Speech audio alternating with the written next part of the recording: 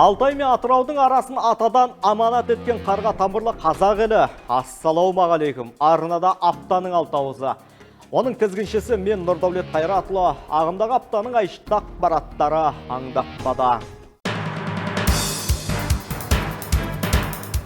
Маңызды мәселелердің тағы бір аптасы. Қай салаға баса назар аудару керек, және кім өз жұмысына салғырт қарап жүр. Бұл аптада облыстың әлеуметтік экономикалық дамуына тікелей қатысты мәселелер бойынша бір емес 3 рет жергілікті билік өкілдерінің басы қосылды. Талқыға түскен тақырып та, жүктелген тапсырма да жетерлік. Мысалы, президенттің жолдауындағы жобалардың жүзеге асуы қалай болып жатыр? Басқармаларға қандай міндеттер жүктелді? Кім артылған міндетті мінсіз атқарып жатыр, немесе керісінше? Облыстық кәсіпкерлік және өнеркәсіп басқармасы бойынша бізге бірінші тармақ бойынша қарастырылған, яғни 3 жыл ішінде сатып алулардағы қазақстандық қамтудың үлесін кемінде 60%-ға жеткізу көзделген болатын. Қазіргі таңда біз осы жыл бойынша біз бүгінгі күнге 54,5%-ға құрап орындалып отыр. Жыл айына дейін 60%-ға орындаймыз деген жоспарымыз бар, орындалады. Ауыл шаруашылығы басқармасы бойынша, жер қатынастары басқармасы бойынша 3 тармақ қарастырылған. Бұл жерде алдағы 3 жылдың ішінде агроөнеркәсіпте қайта өңделетін өнім үлесін 70%-ға жеткізу.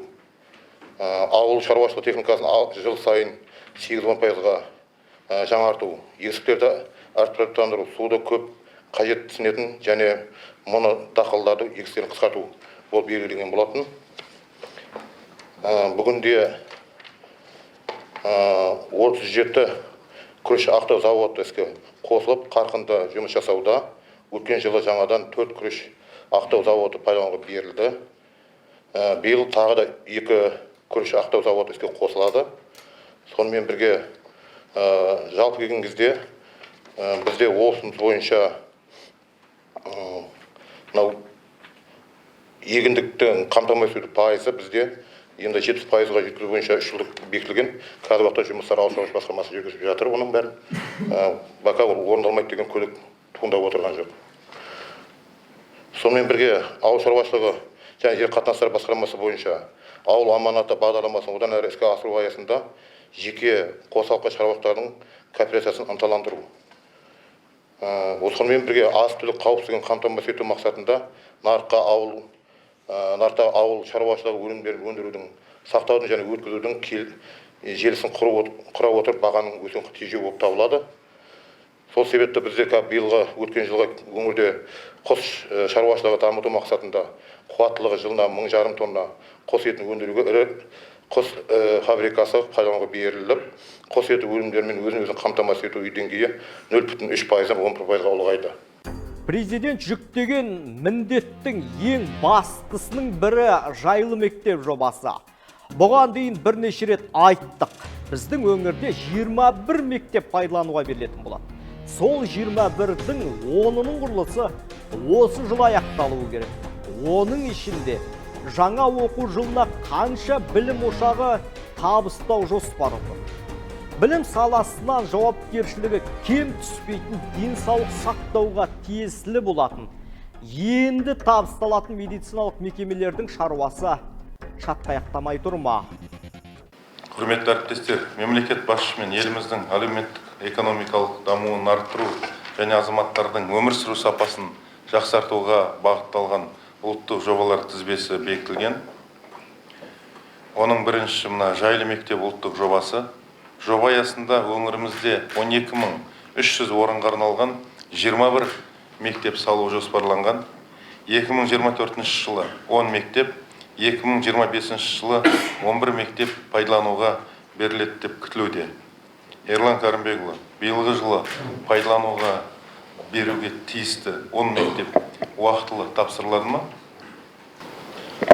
Құрметті Нұрбек Машбекұлы, өзіңіз айтқандай, биыл 10 мектеп қабылдануға тиіс. Қазір бәрі де жұмыс жүріп жатыр, 10 мектептің жұмыстары. Жетеуі бірінші қыркүйекке дейін бітеді деп күтіп отырмыз. Үшеуі жылдың аяғына дейін бітеді деп жоспарлануда. Өйткені үшеуі екі ең үлкен мектеп 1,5 орындық. Ол жұмыстар өзіңіз білесіз. Мерзімі солай ғой да? Иә, негізі Онда жаңа 7 мектеп міндетті түрде 1 қыркүйекке дейін аяқталатын болсын. Білім күнінде ел игілігіне пайдалануға берілетін болсын, осыны қадағалаңыздар, и сапасы өте қатаң бақылауда болсын. Барлығы өзі проекттегідей әдемі, сапалы болатын болсын. Инфрақұрылым мәселелеріне тиісті қаражаттарды бөлдік біз өткен сессияларда. Жұмысы басталды ма? Басталды. Бұл уақытылы аяқталады ма? Тамыз айына дейін? 1 маусымға дейін аяқтаймыз. Жақсы. Қадағала міндетті түрде уақытылы сапалы аяқталатын болсын. Қазір келісім шартта барлық мердігерлермен отырылды ғой, да? Иә. Тағы да айтамын, 1 қыркүйекке ел игілігіне пайдалануға берілу керек осы жайлы мектептер. Ана 11-де уақытылы басталатын болсын. Жақсы. Екінші, ауылда денсаулық сақтауды жаңғырту ұлттық жобасы аясында. Бүгін мен мына экспертизаның басшысымен сөйлестім. Әлі сіздер түзетулерді енгізген жоқсыздар айтып отыр маған. Бізде биыл 11 нысан басталу керек. Неге тездетіп құжаттарды тапсырып, оны ары қарай қадағалап, шығарып, бірге тездетіп жұмысты бастамаймыз. Тағы жүреміз ғой ертең, жылдың аяғына қалып. Өткен жылда осы экспертизадан кеш өтті, кеш жеңімпаздар анықталды, сөйтіп анау декабрьге дейін қалдық. Біраз сапасына байланысты әңгіме болды. Оны енді жасап жатырмыз. Ертең мынау да солай қысқа қалады. Бұл қалай болады сонда? Вообще бұл бізде жалпы 11 нысан ғой, жалпы республика бойынша 500 нысан. Соның 500-дің бір мекеме істеп жатыр, привязкасын. Казниса деген институт Алматыдағы. Дәл Үлгірметовға. Ерлан Кәрімбекұлы, мен басқа өңірлерде шаруам жоқ. Біздің өзімізге қатысты 11-ін тездетіп, аяқтап, неге бастатпайсыздар? 11-і 5-еуі осы аптада шығады экспертизасы. Қалған 6-ы келесі апта шығады. Мен сіздерге үнемі айтып келе жатырмын ғой. Адамда бір ниет болу керек та. И бақылап, соның артында жүру керек, нәтижеге қол жеткізгенше. Құрылысты бастамай тұрып, оның жоба сметалық құжаттары ретке келтірілуі керек. Әйтпеген жағдайда заңсыз пайдалануға береміз деп жоспарлаған ғимарат. Бірақ осы тұста тұралап қалуы көп секілді әлі кетеді. Бұған не себеп? Немесе кім? Жанашырлық аздау. Музей не болды? Муз колледж не болды? Екеуінің проектісі не болды? Ақыры проект қозғалды ғой. Не болды бізде? Музыкальный колледж проект не болды? Шықты, жұмыс жүріп жатыр. Выше нуля осы айда шығарамыз. Қалай? Ниже нуля экспертиза шықты, жұмыс жүріп жатыр. Выше нуля осы айдың аяғына шығарамыз. Ол жұмыстың басталған қанша уақыт екенін білесіз бе? Желтоқсанда басталды. Желтоқсан емес, октябрьде басталды. Мемлекет басшысының сапарының алдында басталды. Сол кезде осы жерде Саут-Сол компаниясымен меморандум отырды. Сол кезде сізге тапсырма берілді. Одан бері 6 айдан бері бітпейтін не жоба ол? Нөлі басталып жүріп жатыр, ол маған жеткіліксіз. Ертең жұмыс тоқтайды. Одан кейін оған қайттан конкурс өткізесің. Тағы артында 2 ай жүреміз. Не болады ол? Мен тағы да айтамын. Сіздерде немұрайлық басым екен. Мен соны түсіндім. Жұмысқа үлкен жауапкершілікпен, жанашырлықпен қарау керек қой. Ары бері сілтеп жүрмей. Бітірмейсің ғой бастағаннан кейін аяғын. 6 айда бітпейтін не құрылыс ол?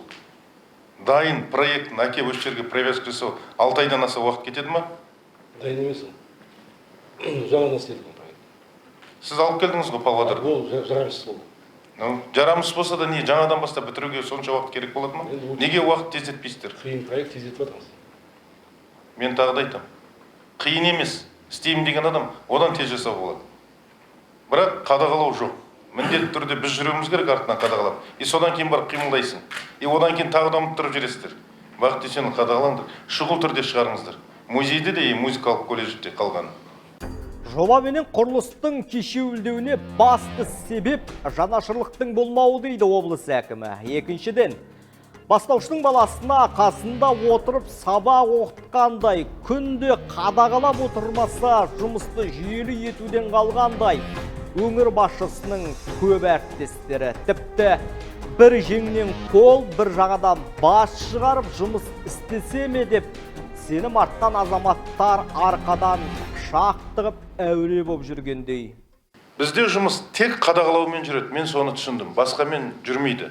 Өйткені бұрынғыдай жауапкершілігі бар әріптестер азайыңқырап кеткен. Бар қазірде, бірақ өте аз. Тек қадағалау. Өздігінен мен осы салаға жауаптымын, мен осы салаға қойды. Осы туған жерімде осы саланы көтерейін деп жасап жүрген азаматтар өте аз. Шынын айту керек. Бәрін күнделікті қадағалап отыру керек. Бәрі жүріп атса нем бар менің, тапсырмалардың орындалуын қарап. Басқа жұмысым жоқ па менің? Қадағалаңыздар сапасын. Шық бастығыңа, түсіндір мына мәселені. Жақсы ма?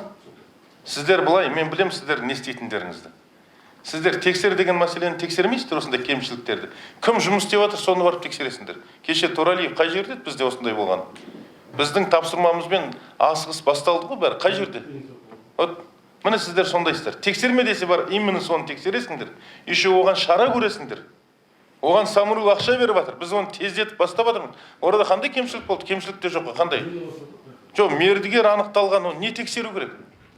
Вот наказать надо. Тоже служебный расследование жүргіз кім? Аппарат тур осыған.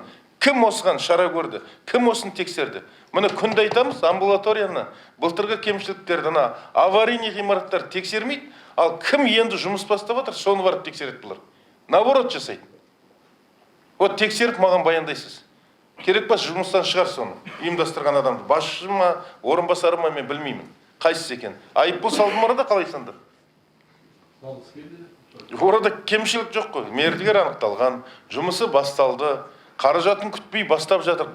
Оған рахмет айту керек емес пе бізде? Біздің өңірде бітпек түгілі басталмай жатқан жобаның бар екенін білдіңіз бе? Осыдан 5 жыл бұрын Арал ауданында кальцийлендірілген сода зауыты салынады деп жар салып, оны тіпті сол кезде өңірге келген президентке де сүйіншіленді. Алайда әліге дейін болады деген аты болмаса Аралдық ағайын зауыттың затын көрген жоқ.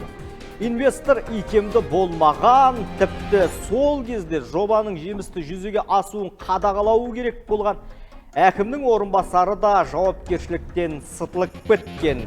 Тіпті жүйелі жұмыс істеймін, ірі іспен ілгері жылжытамын саланы деп қазынадан қомақты қаражат алып, қарайған ірі қара немесе қаңыраған қорамен отырған тұлғалардың да мәселесі майшаммен қаралатындай. Мемлекет басшысының 2019 жылы Қызылорда облысына іс-сапары барысында Арал қаласында кальцийленген сода өндіретін зауыт салу жобасын инженерлік инфрақұрылымды жеткізе отырып, іске асыру жөнінде шаралар қабылдау тапсырылған. Жобаға мемлекеттік қолдау шаралары жүргізілді. Дегенмен бүгінгі күні жобаның қаржыландыру мәселесі шешілмеген. Инвестор тарапынан. Зауыт құрылысы 5 жыл қатарынан кейінге шегерілуде. Тапсырманы орындау мерзімі 2 рет ұзартылған. Бұл салаға жетекшілік ететін облыс әкімінің орынбасарының жұмыстан босатылуына байланысты тәртіптік жауапкершілікке тарту мүмкіндігі болмаған. Бұл 2022 жылғы 18 ақпандағы жағдай бізге дейінгі. Алайда қаржыландыру мәселесінің ұзақ уақыт шешілмегенінен және жоба бойынша барлық мерзімдерінің аяқталғанын ескеріп, 2025 жылға қарай кальцийленген сода зауыты құрылысының басталмау қаупі бар. Бұл жерде айта кететінім, алдағы уақытта сіздер осындай іске асуы күмәнді жобаларға алдын ала қаражат инфрақұрылымға бөлмеу керек. Біздің әріптестеріміздің кезіндегі жауапсыздығынан, немқұрайлығынан деп айтуға болады. Қаншама мемлекеттің қаражаты осы жобаға инфрақұрылым тартуға кетті. Ол ертең жарамайды қалады уже. Уақыты келеді, біреу ұрлайды оны, біреу жырлайды, түсінікті, ескіреді. Ол ертең ана жаңа жоба жүзеге асқанның өзінде де мынаның бәрін қайтадан істеуге тура келеді. Бізде қаншама қаражатты керек етіп отқан ең өзекті мәселелер бар, жобалар бар, халыққа керек. Әлі кейбір жерлерде ауыз судан мәселе, шынын айтқанда. Кейбір ауылдарда көгілдір отынға қол жеткіземей айтқан қанша кісілер бар. Вот соларға жұмсауымыз керек қой біз бұны. Тиімсіз осындай жобаларға жұмсағанша қаншама қаражат кетті. Біз 22 жылға қаралып тұрған қаражатты қайтарттық, қайта. Үкіметте инвестштабта көтеріп шығарып еткен ол қалай ол? жоқ жерге алып барып, айдалаға, инфрақұрылымға біз қаражат саламыз, оған тартамыз оған. Одан да соның маңындағы ауылдарға апарып бермедік па, осы газды да, басқаны да, электрді де, сол керек жерлерге. Сондықтан алдағы уақытта бұны қатаң бақылауға алу керек. Бұған жол бермеу керек. Кім? Данияр Еренғалиев, Қамбарбек Амангелдіұлы. Бірде-бір бұндай жобаны қаржыландырмау керек. Отыра беріңдер. Жақсы ма? Бірде-бір бұндай жобаны. Күмәнді жобалардың біреуінде кешегі Қармақшы сияқты. Не болды Қармақшы? Кстати, как раз еске түсіп отыр. Не болды Қармақшыда ғана? Тұрған там бойынша қазір 300 миллион кетті тоже. Дым жоқ жерге. Не болды? прокуратурадан кеше хабар келді. Мына КРУ-ға және прокуратураға жергілікті жерге тапсырма берген. Нәтижесі бойынша заңға сәйкес шара көреміз деп. Қазір енді жергілікті атқарушы орган оларға электростанциясын апарып қойып отыр. Бірақ қоса алмай отыр. Жаңа өзіңіз тапсырмаңызға сәйкес қадағалап отыр. Қаражатты қайтарту керек. Шұғыл түрде. Қаражатты қайтартып, басқа керекті жобаларға жұмсау керек, ол бір. Ал ана жобаны жүзеге асырмаған кәсіпкер ол жазасын алу керек. Осыны қадағалап аяғынан жеткізіңіздер. Бәріне сабақ болады. Әлеуметтік желіде, теледидарда бәріне жариялаңдар сол кезде. Мемлекеттің қаражатын жаңа екі мал ұстайтын жерге барып пайдалануға болмайды. Балық шаруашылығын жүзеге асырамын деп, қазір 2 сиыр ұстап отырған. Соған 300 миллионға қаражат бөле ме осы жерде жанашыры азаматтар болса? Жауапсыздық деген жаман әдет. Әсіресе мемлекеттік маңызы бар іске келгенде немқұрайлы болу, болашақтың баянды емес бұлыңғыр болуына бірден бір себеп. Бірақ бұны көп шенді түсіне бермейтін секілді. Салдарынан көп қабатты үйлерді ыстық сумен қамтамасыз ету жобасын жүзеге асыруда ақсаған үміт артқандар көңілге кірбің түсіріп, ақыр соңында қызметтері ауысыптынды. Мемлекет басшының өңірге жұмыс сапары аясында үкіметке Қызылорда қаласының көп пәтерлі тұрғын үйлерін ыстық сумен жабдықтау желілерін жүзеге республикалық бюджеттен қаржы бөлу мәселесін тапсырған болатын. Кейбір әріптестеріміздің жауапкершілігінің жоқтығынан бұл созылды. Шынын айту керек, құжаттарды дайындау рәсімі, бірақ қазіргі таңда құжаттардың барлығы қадағалаудың арқасында дайындалды. Министрліктердің бәрін келісімі алынды. Қазір қаулы дайындауға шешім қабылданып кетті. Ары қарай осы бағытты шынын қадағалау керек. Орындалуын бізде 15 күн уақыт бет, 10 күн бет примерно. 15 күн уже жартысы өтті ғой. Тездетіп шығуын қадағалауымыз керек. Кім Медет Усайынұлы осы қаулының тездетіп шығуын қадағалаңыздар. Министрліктердің бәрін келісім бар ғой уже. Енді тек шығу. Burada да бір қауіп, мына қазіргі елде, өңірлерде болып отқан жағдай. Баяғыда алып кететін қаражат, бірақ өкінішке орай жаңағы біздің жауапкерлер көбісі өте жауапсыз соның кесірінен. Қанша мәрте айттым мен осыны. Қанша кісіге өтініш айттық қазіргі үкімет, бұрынғы үкімет, қанша министрлер, бүкіл экономический финансы блок ауысып кетті, бәріне қайтадан. Олардан қазір басқа жобаға қаражат сұрайтын ек. Өткенде алып кеткенімізде осыны жаңа жылға дейін. Бірақ қала бұрынғысы бар, қазіргісі бар, орынбасарлар, тиісті басқармалар мүлдем жұмыс істеген жоқ осы жоба бойынша. Ақырында демеушілікпен жобасына 200 миллиондай қаражат тауып беріп, зорға алып шықтық осы жобаны. Дұрыс па Медет? Сізге дейінгілері, сіздің оған Бақыт Дүйсенұлы екеуін қатысың жоқ, алдындағылардың. Мен келгеннен бастап тардым екеуінің де. Осы салаға жетекші орынбасарлар иқалар. Жауапкершілік болу керек ағайындар. Бұның артында үлкен дүние жатыр. Сіздер кейде қатты айтса ренжейсіздер, талап қойса ренжейсіздер, бірақ оны кеңінен ойламайсыздар. Кеше мына қаланың жауапсыздығынан 4 миллиард под вопросом тұр. Қазір қаншама адамға өтініш айтып жатырмын. Жезқазғанның кеңейту жолы. 27 миллиард под вопросом тұр. Бұрын алып кететін дүние. Олар ойлайды, неге бізден талап ете береді? Неге бізге хатты айтады? Қалай хатты айтпайсың? Қалай ренжімейсің? 31 миллиард емес, 31 миллион теңге табылмайды соған айтсаң. Қаланың әкіміне де, орынбасарларына да, или там бұрынғы осы жерде істеген орынбасарларға айтсақ та. Сондықтан бұл тапсырманың артында үлкен жауапкершілік бар. Елдің тағдыры бар, елге керек дүниелер бар. Елге керек жобалар бар, бұрыннан күтіп отқан. Сондықтан үлкен жауапкершілікпен қарау керек әріптестер. Мемлекет басшысының 2025 жылға дейін қазақстандықтарды сапалы ауыз сумен қамту жөнінде жүктелген тапсырмасы бар. қазіргі таңда біздің облыс халқының 98% таза тіршілік нәріне қол жеткізіп отыр. Қысқа мерзім ішінде кезектегі 32 ауылдың 6-ы осы қатарға қосылды. Десе де, ауылдағы ағайынның ахуалын әйбат қыламыз деп жүргенде, облыс орталығында орны ойсырайтын олқылық орын алған көрінеді. Қызылорда қаласында бізде бір қатар мәселе бар, келесі айтып қойсақ. Өзіңіз білесіз, Қызылорда қаласы қазір көптеген көп қабатты тұрғын үйлер, әлеуметтік нысандар, халықтың санында көбейіп үлкен жұмыстар жүргізіліп жатыр. Бірақ осы жұмыстардың аясында бізде осы инфраструктураны тартып, жалпы сумен болсын, электр энергиясымен болсын, жылумен қамту бойынша жобаларды асыруымыз қажет.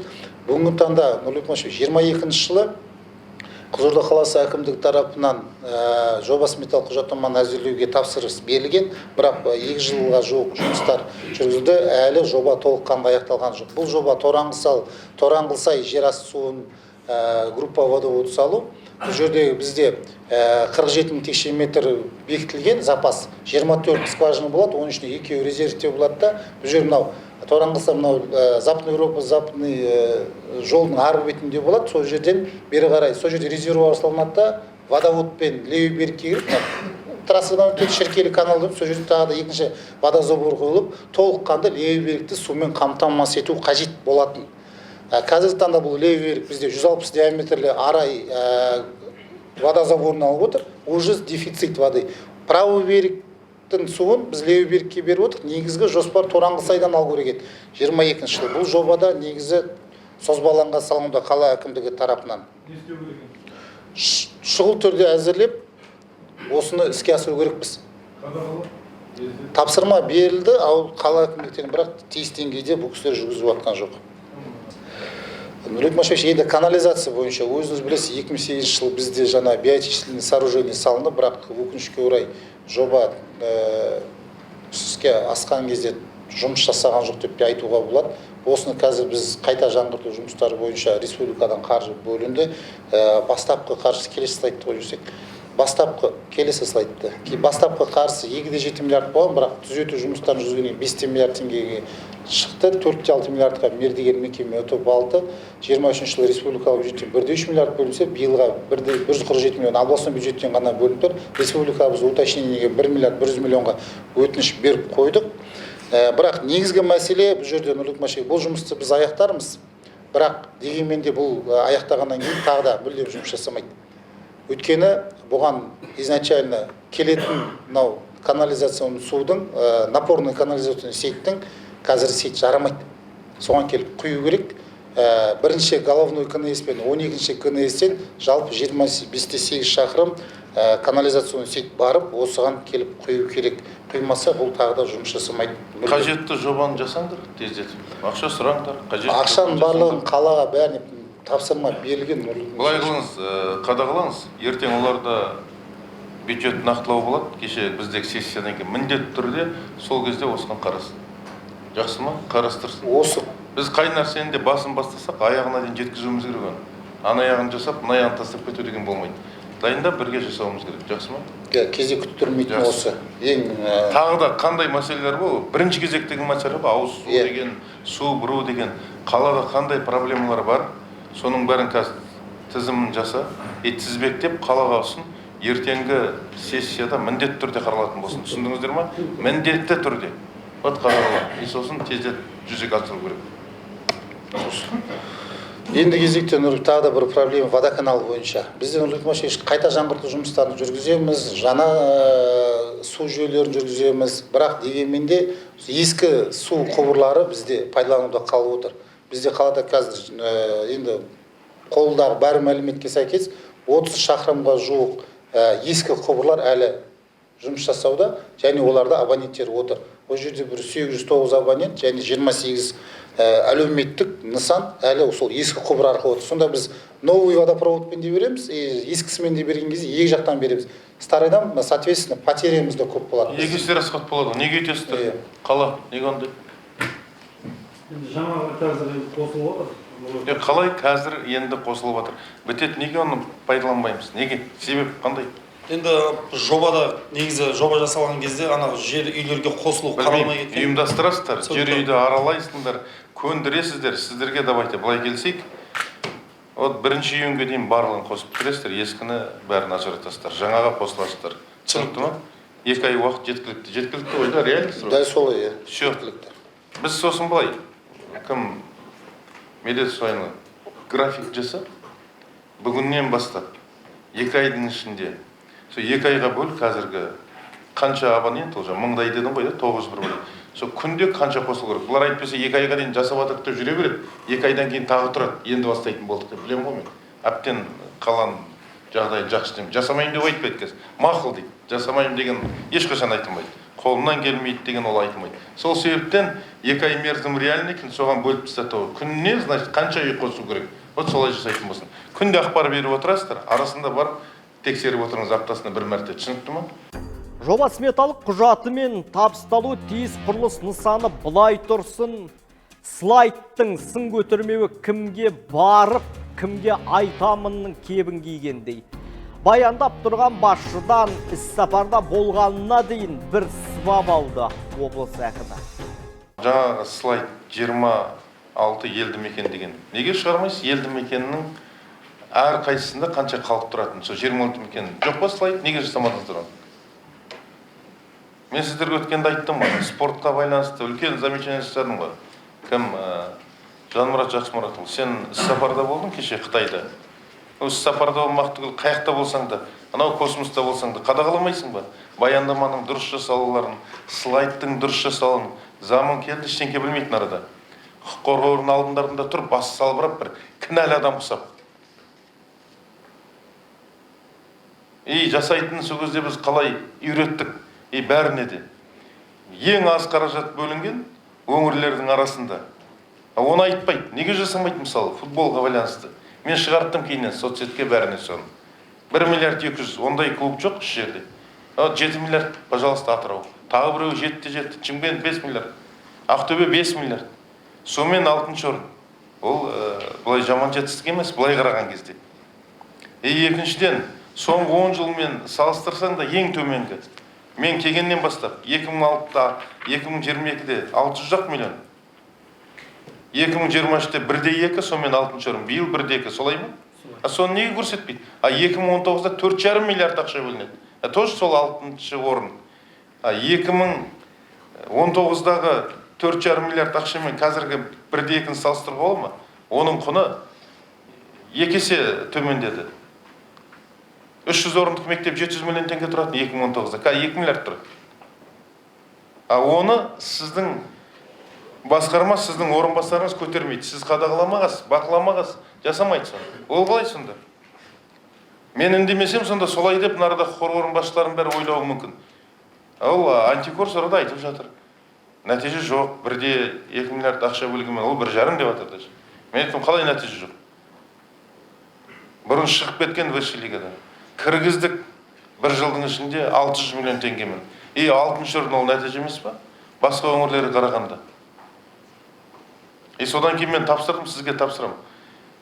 Вот қазірден бастап заң көтерсе, біз 100% жергілікті жердің ойыншылар сұрада ойнау керек. Болмаса келесі жылы міндетті түрде. Сен бәрімен бірінші орынға барамайсың. Басқа өңірлердегідей біз қаражат қоймаймыз. Біз басқасына үлгі боламыз, осы жергілікті ойыншыларды тартып, азаматтарымызды.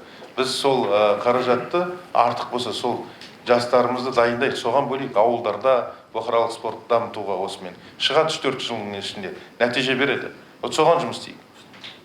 Вот соны кемшілік сіздің кеше орын алды. Сол кезде мен басқарма басшыларының барлығына түсіндіріп айтқанмын. Осындай жиналыстарға жақсылап дайындалып келуді. Анау түбіне дейін зерттеп, нақты түсініктемелер беруді. Сол үшін 26 елді мекен шығарып қоймадым ба? Қанша халық тұрады әр қайсысында? Бүгінгі айтарымыз осы. Ардақтағайын келесі кездескенше аман сау, бай қуатты болыңыздар.